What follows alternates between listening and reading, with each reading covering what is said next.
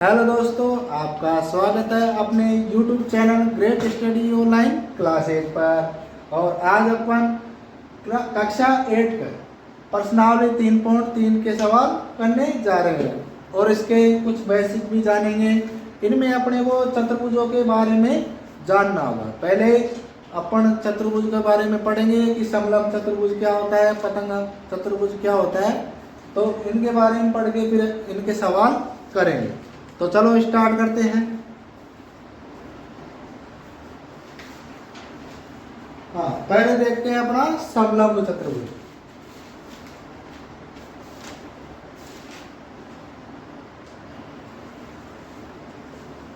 समलंब चतुर्भुज। समलंब चतुर्भुज में क्या होता है? समलंब चतुर्भुज में कोई भी दो युग्म क्या होते हैं? समांतर होते हैं। कोई भी दो रेखाओं का एक युग्म क्या होता है? समांतर होता है। अब जैसे ये और ये रेखा समांतर है तो ये समलंब चतुर्भुज हो गया। इसमें कोई भी एक युग्म समांतर होता है। समलंब चतुर्भुज में कोई भी एक युग्म क्या होता है? समांतर होता है। तो लिखो, इसका पहला पॉइंट डाल के लिखो,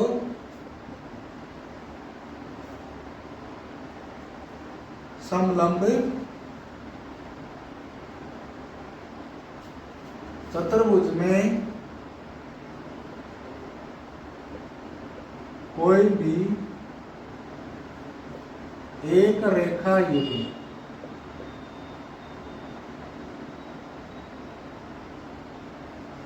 समांतर होता है।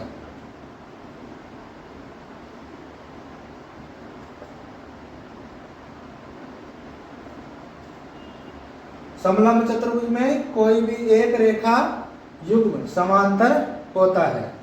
जैसे कैसा भी हो, इसमें ये समांतर है, ठीक है। कोई सा भी एक रेखा युग्म समांतर होना चाहिए। युग्म का मतलब ये और ये रेखा, ठीक है। युग्म का मतलब कोई भी दो रेखा, है ना। हाँ, दो रेखा समांतर हो तो वह कौन सा चतुर्भुज होगा? समलंब चतुर्भुज।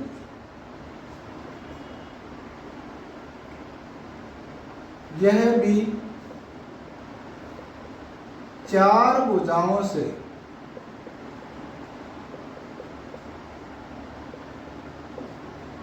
बंद आकृति है। यह भी चार भुजाओं से बंद आकृति है।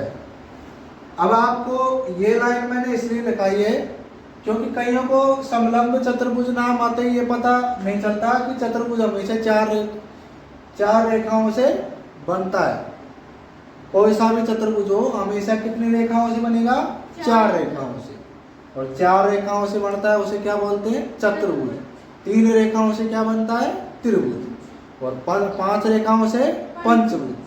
तो आपको ये पता होना चाहिए कि चतुर्भुज का निर्माण कितनी रेखाओं से होता है, ठीक है। आगे देखते हैं।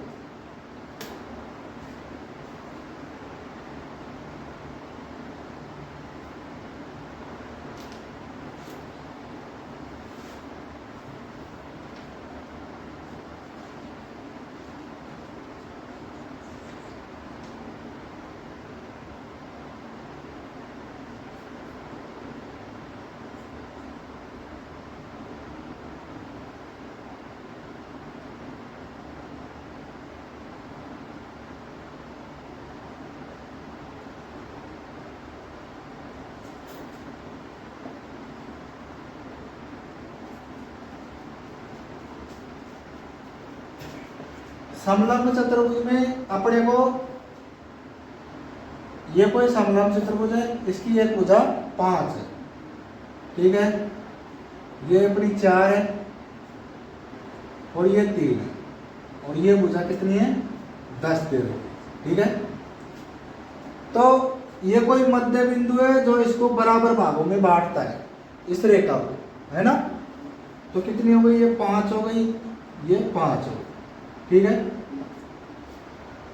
और इस कोने से इसको मिलाएं और इस कोने से इसको मिलाएं, ठीक है। तो ये त्रिभुज बनेगा, क्या बनेगा, ये त्रिभुज। तो इस रेखा का मान कितना होगा, 5, और इसका कितना होगा, 5।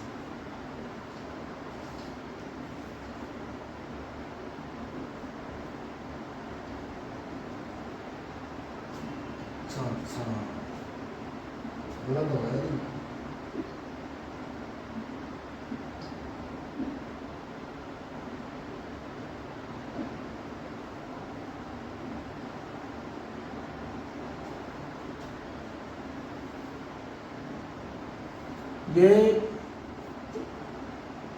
ये 90 डिग्री,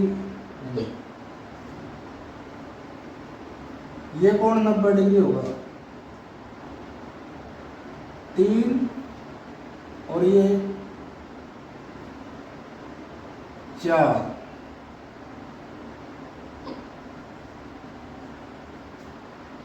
3 4 5 समकोण त्रिभुज बनाएगा ना। तो समकोण में कर्ण स्क्वायर बराबर आधार स्क्वायर प्लस लंब स्क्वायर होता है ना। तो 5 का स्क्वायर बराबर इन दोनों का स्क्वायर जोड़ेंगे तो दोनों बराबर हो जाएंगे, ठीक है। तो ये 5 होगा, ये 4, तो ये क्या आएगा, 3, ठीक है। क्योंकि कर्ण स्क्वायर बराबर क्या होता है, आधार स्क्वायर प्लस लंब स्क्वायर। तो इसमें अपन कोई भी मध्य बिंदु लेते हैं समलंब चतुर्भुज में, तो वह 2 भागों में बांटता है। मध्य बिंदु का मतलब 2 भागों में बांट दिया, फिर उससे इस कोने को और इस कोने को मिलाते हैं, तो हमेशा ये कोण कितना होता है, 90 डिग्री, और ये कोण कितना होता है, 90 डिग्री, ठीक है। तो अगला चतुर्भुज पढ़ते हैं पतंगाकार। कौन सा चतुर्भुज, पतंगाकार। इसका स्क्रीनशॉट ले सकते हो।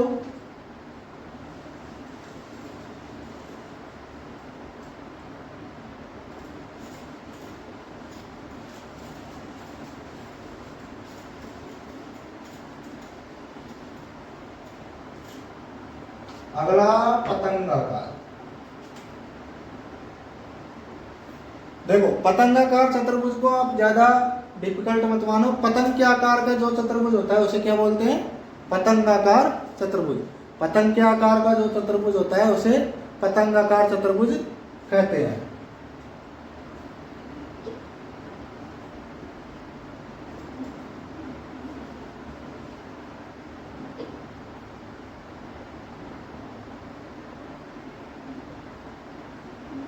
पतंगाकार चतुर्भुज, एडिंग डालो।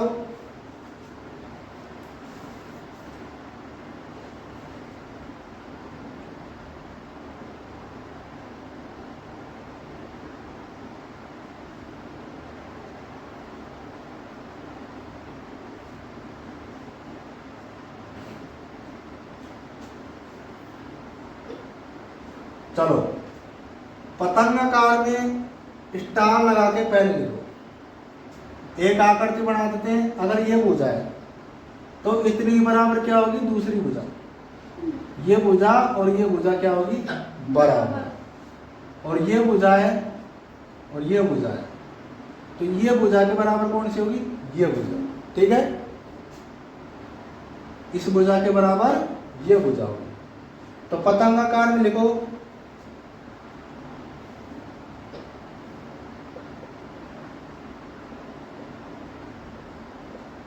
सम्मुख भुजा बराबर होती है।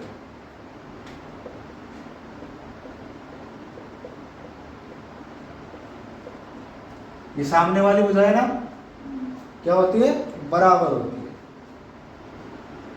ये भुजा इसके बराबर और ये भुजा इसके बराबर, ठीक है। और आगे देखते हैं।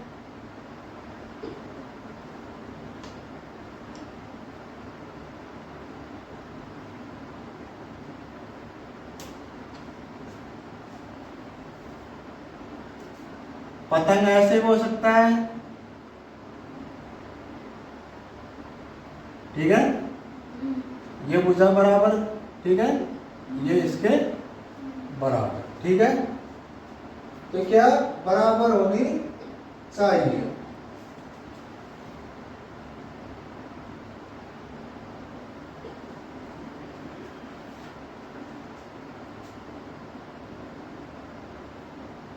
एक आकृति और बना देते हैं अपन।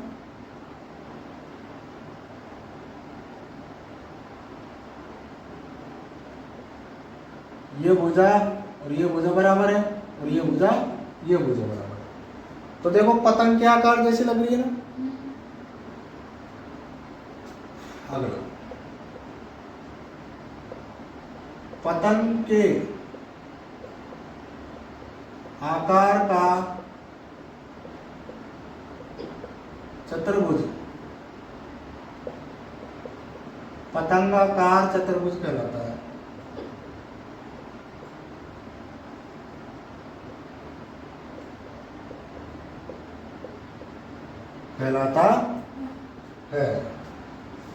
देखो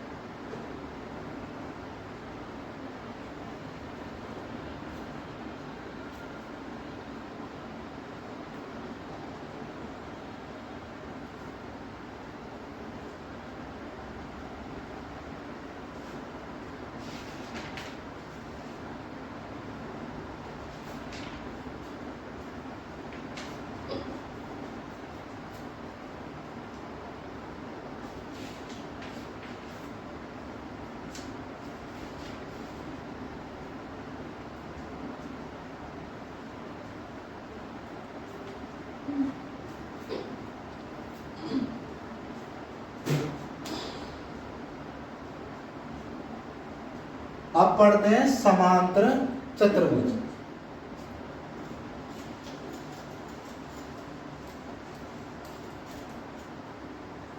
अपना तीसरा चतुर्भुज है समांतर चतुर्भुज।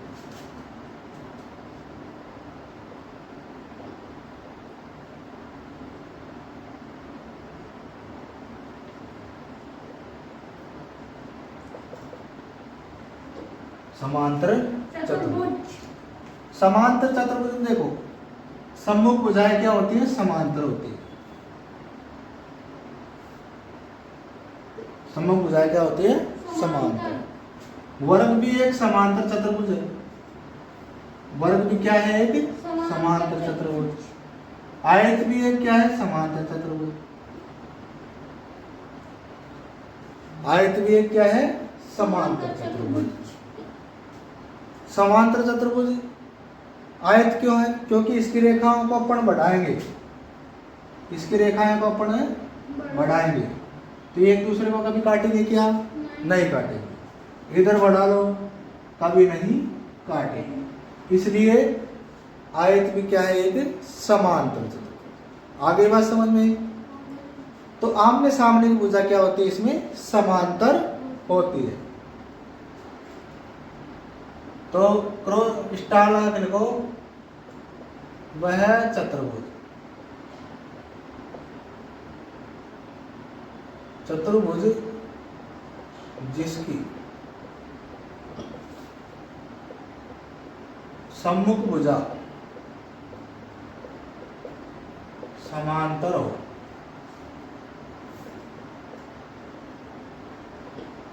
कोष्टक में लिखोगे या एक दूसरे को कभी ना काटे, या एक दूसरे को कभी ना काटे, तो वही तो होती है समांतर। तो उसे समांतर चतुर्भुज कहते हैं।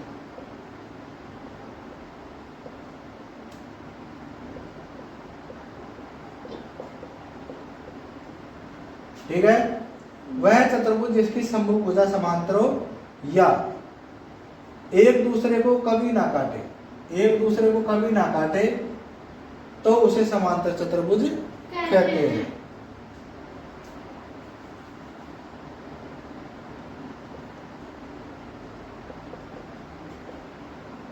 समांतर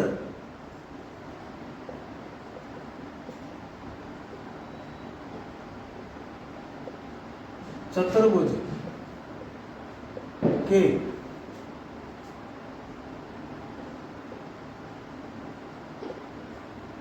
विकर्ण का क्रॉस बिंदु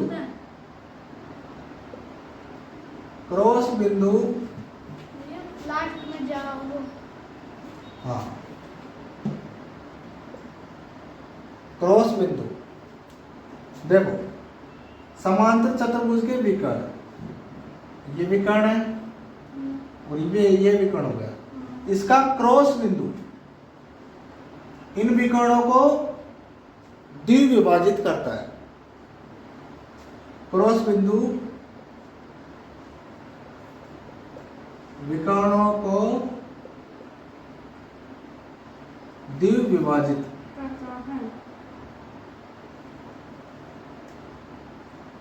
ऐसे लिखेंगे, समद्विभाजित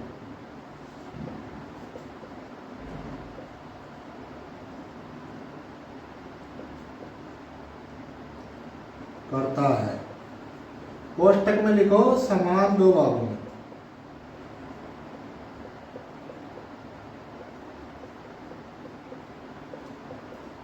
समद्विभाजित का मतलब क्या होता है? समान दो भागों में।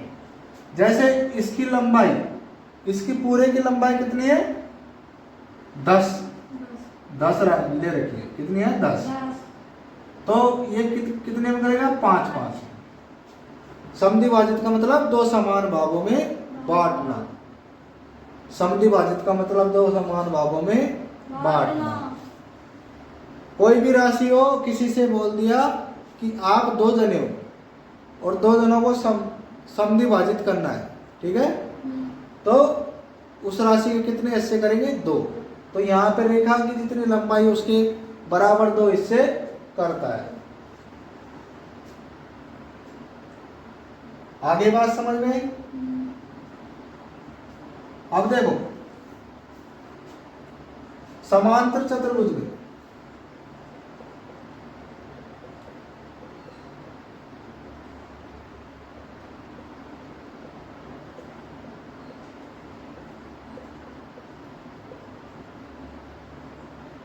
आमने सामने या सम्मुख लिख लेते हैं। सम्मुख भुजा की लंबाई क्या होती है? समान।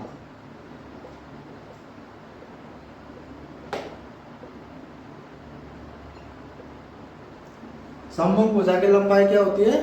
समान। आ गई बात समझ में?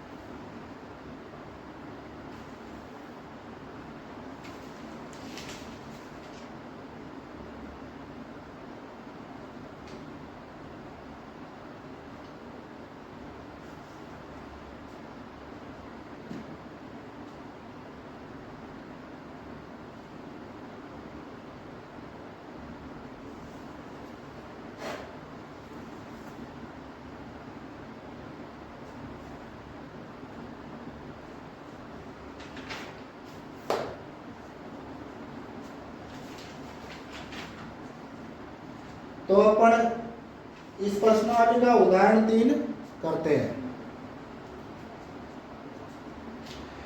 इसका स्क्रीनशॉट ले सकते हो।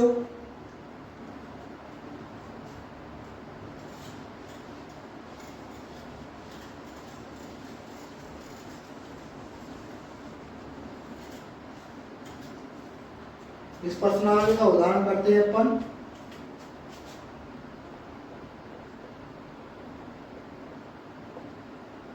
उदाहरण 3, समांतर चतुर्भुज पी क्यू आर एस का परिमाप ज्ञात कीजिए।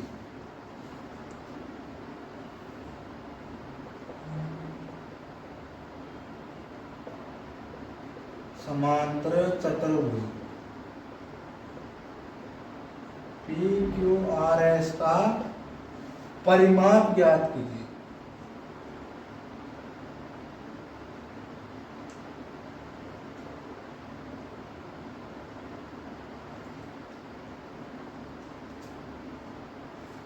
परिमाप ज्ञात कीजिए।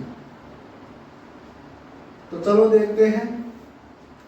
अपने को यह आकृति दे रखी है, ठीक है। इसमें एक भुजा ये 7 है और ये कितनी है 12 सेंटीमीटर।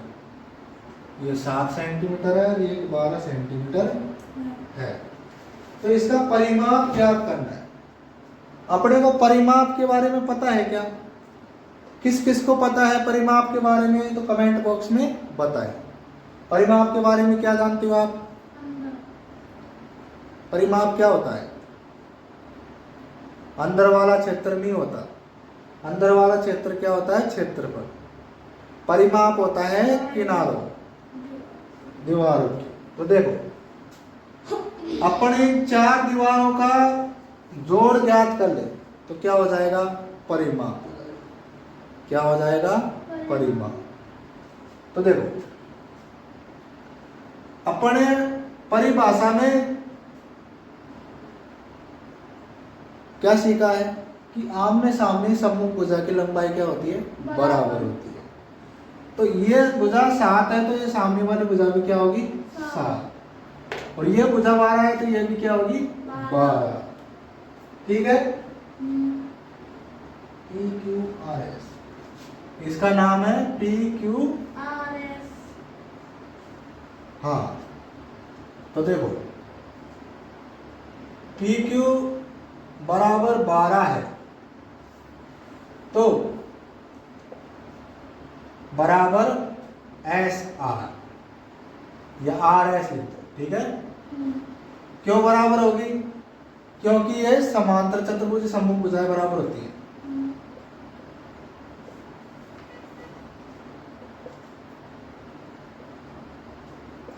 सम्मुख भुजा बराबर। और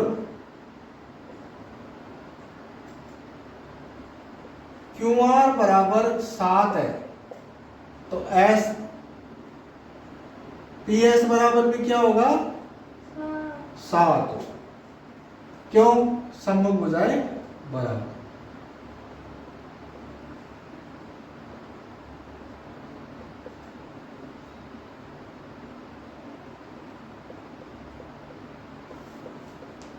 हाँ, सम्मुख भुजा क्या है? ये भुजा और ये भुजा। सम्मुख का मतलब आमने सामने की, सम्मुख का मतलब आमने सामने की भुजा।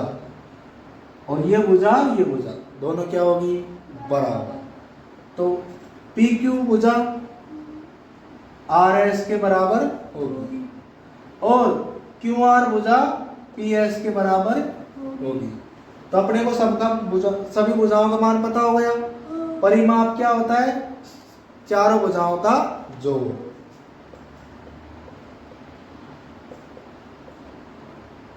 परिमाप बराबर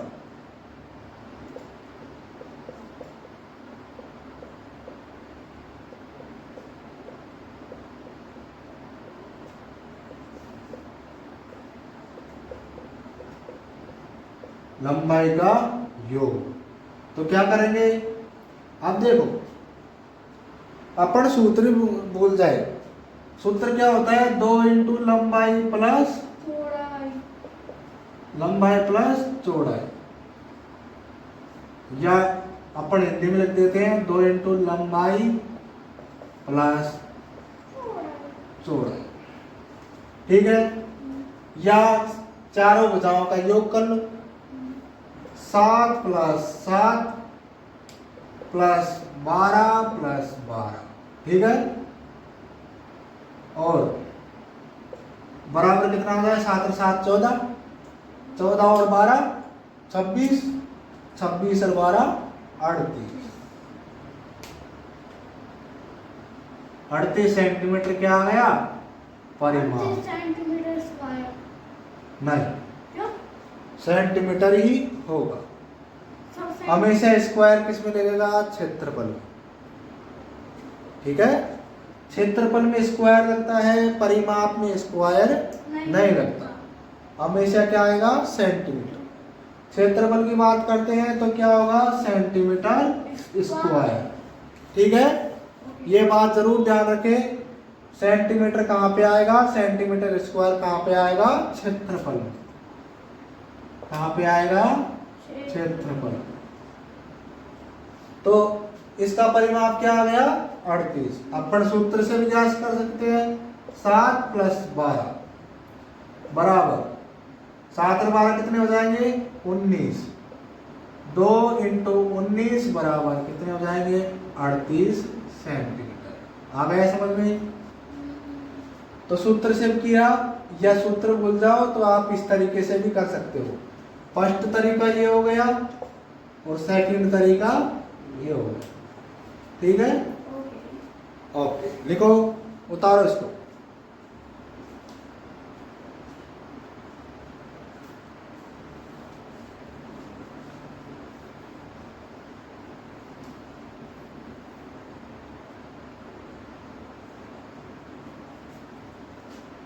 तो परिमाप निकालने में अब कोई दिक्कत आएगी क्या, नहीं। निकाल सकते हो चारों भुजाओं का योग। और अगर 2 भुजा दे रखी है तो आमने सामने की सम्मुख भुजा क्या होती है बराबर। आ गई समझ में। हाँ, आयत में भी तो सामने सामने की भुजाएं बराबर होती है।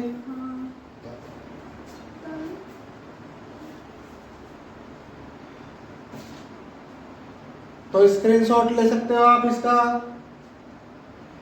ठीक है, आगे उदाहरण 4 करते हैं। अपने को इसका परिमाप ज्ञात करना था। अगला सवाल करते हैं, समांतर चतुर्भुज के कोणों के बारे में पढ़ेंगे। थोड़ा सा समांतर चतुर्भुज के कोणों के बारे में।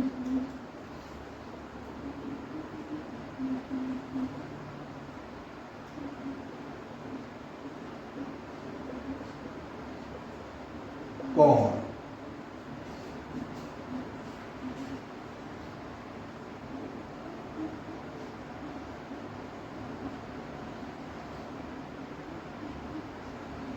तो देखो समांतर चतुर्भुज के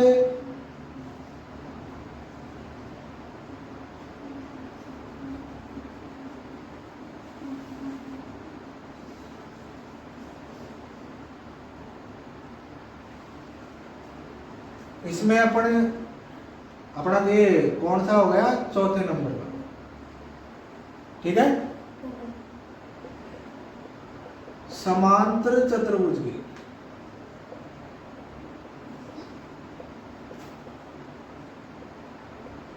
सम्मुख कोण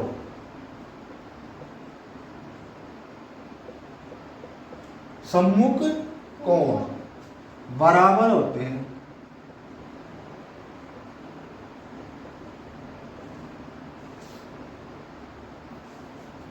कैसे,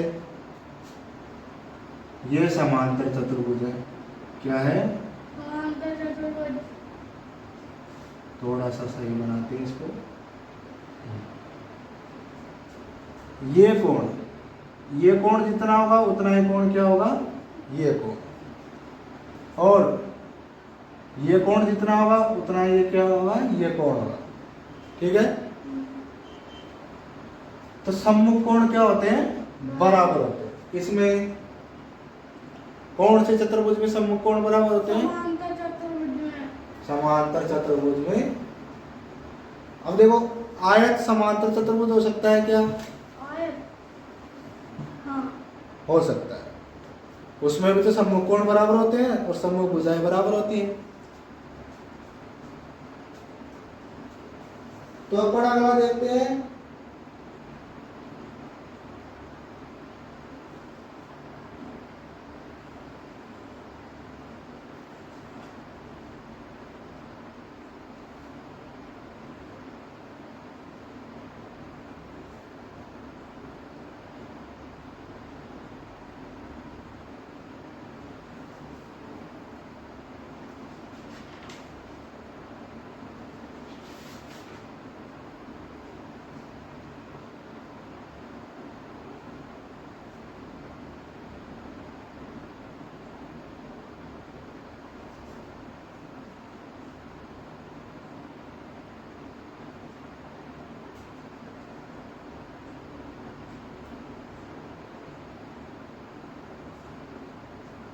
अब अपन एक चतुर्भुज का अध्ययन करते हैं। ए बी सी डी, ठीक है, ये चतुर्भुज है। तो इस त्रिभुज में ये कोण, ये बी वाला कोण है ना, दो त्रिभुज लेते हैं अपन, एक A B C, A B C, ये त्रिभुज हो गया।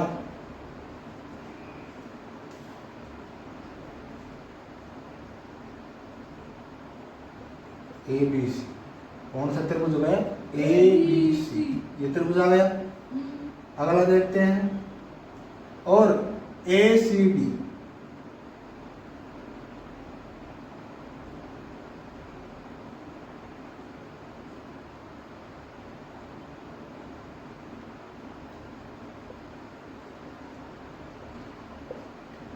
ए सी डी, ठीक है। तो दो त्रिभुज हो गए। अब इसमें देखो, ये कोण सी, कोण बी और कोण डी, दोनों क्या होंगे? बराबर होंगे। कोण बी और कोण डी क्या होंगे? बराबर। बराबर होंगे, क्योंकि सम्मुख कोण है। समांतर चतुर्भुज में क्या है? सम्मुख कोण।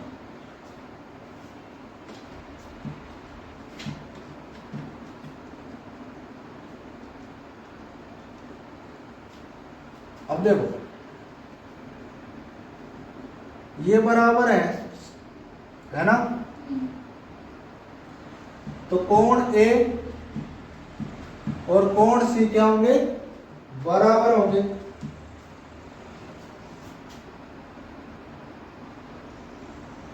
कोण ए और कोण सी क्या होंगे?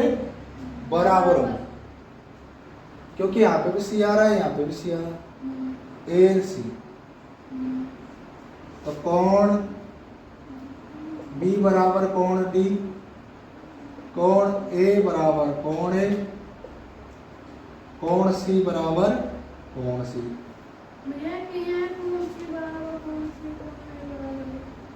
यहाँ पे भी सम्मुख कोण आ रहा है ना, कोण सी, ए जितना होगा उतना ही सी होगा। विकर्ण क्या कोण को भी तो समद्विभाजित करते हैं, है ना। तो इसका आधा कोण और इसका आधा कोण बराबर होगा, है ना। तो ये कोण ए, कोण ए पहले त्रिभुज में कोण सी के बराबर तो होगा, इस सी के भी बराबर होगा, है ना। और कोण बी डी के बराबर है क्योंकि सम्मुख है। और बचा कोण सी, कोण सी किसके बराबर होगा? कोण ए के, क्योंकि सम्मुख है। कोण सी कोण ए के बराबर होगा, ये कोण सी है ना। कोण सी कौन सा आ रहा है? ये वाला किसके बराबर होगा? ए के, इसके बराबर होगा ना। तो यही अपने को जानना था, ठीक है। उतारो, बनाओ चित्र।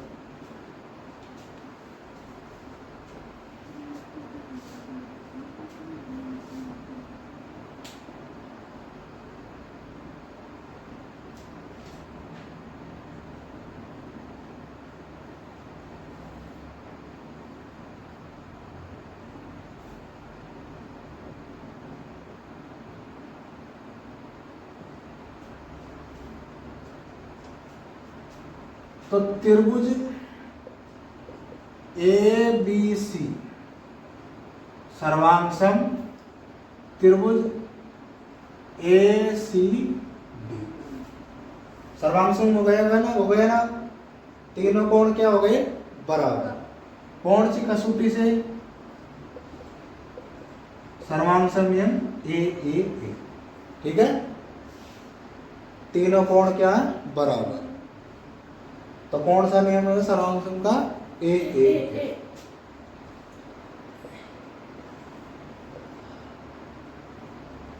सर्वांग सम।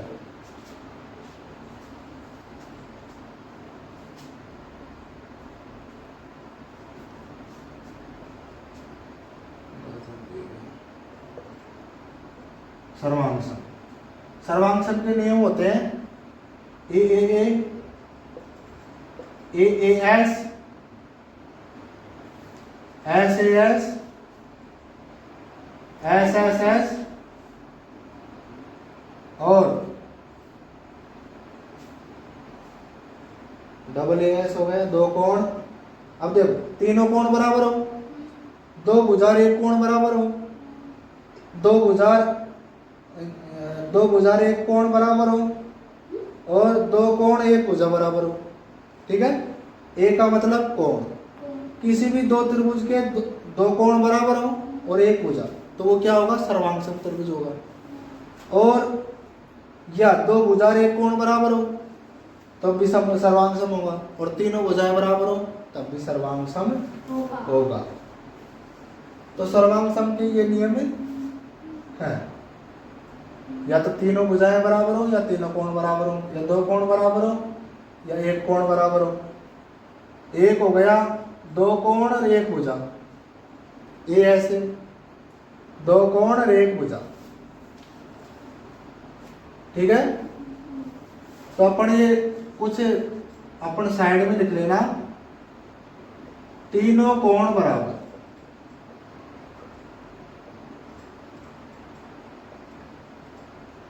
तीनों कोण क्या हो? बराबर। दो त्रिभुजों में तीनों कोण बराबर हो तो कौन सा नियम लगेगा? सर्वांग सम का ए। और दो कोण और एक भुजा बराबर हो,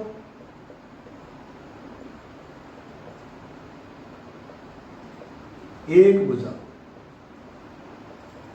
किन्हीं भी दो त्रिभुजों में दो कोण और एक भुजा बराबर हो तो वो क्या होगा? कौन से नियम से सर्वांग सम होगा? A S. और दो भुजा और एक कोण बराबर हो, दो भुजा एक कोण बराबर, कौन सा नियम लगेगा सर्वांग सम का? S S. कौन सा नियम लगेगा? S S. एस में तीनों भुजाएं बराबर हो।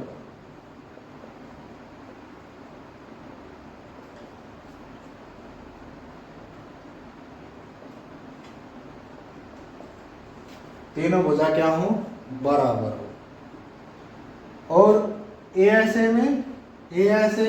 में देखो दो कोण और एक भुजा बराबर हो,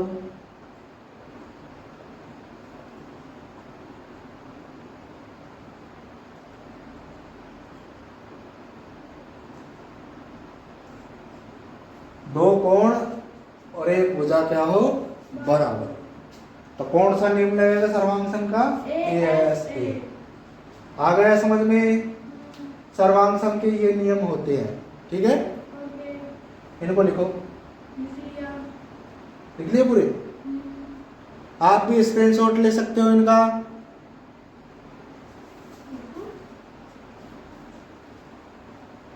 अपने को सर्वांग सम के नियम आने चाहिए। सर्वांग सम का चिन्ह क्या होता है? ये किसका चिन्ह है? सर्वांग सम। और समरूप का चिन्ह क्या होता है? ये ओनली फॉर ये ऊपर वाला ही हो तो सर्वांग सम का। समरूप में क्या होती है? अनुपात बराबर होते हैं। भुजाओं के क्या होते हैं? अनुपात बराबर होते हैं। ठीक है, समरूप क्या होता है? AC अनुपात AD बराबर AB अनुपात AC, है ना? इस प्रकार से समरूपता होती है। और समरूपता का चिन्ह क्या होता है? ये। ठीक है, ये किसका चिन्ह है? समरूप। तो ये कुछ अपने को इतने बता दिए गए हैं कि समरूप का चिन्ह क्या होता है और सर्वांग सम का चिन्ह क्या होता है।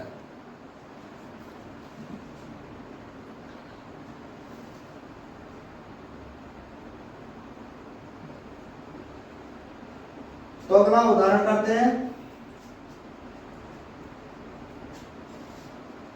इसका पूरे का स्क्रीनशॉट आप रखना बहुत जरूरी है। सर्वांग सम के नियमों के बारे में भी आपको बताया जा रहा है इसमें, ठीक है। तो इस स्क्रीनशॉट को आप अच्छी तरह संभाल कर रखना या रफ में उतार लेना एज इट इज, आपको सभी पता चल जाएगा सर्वांग सम के कितने नियम होते हैं, ठीक है। आगे बढ़ते हैं।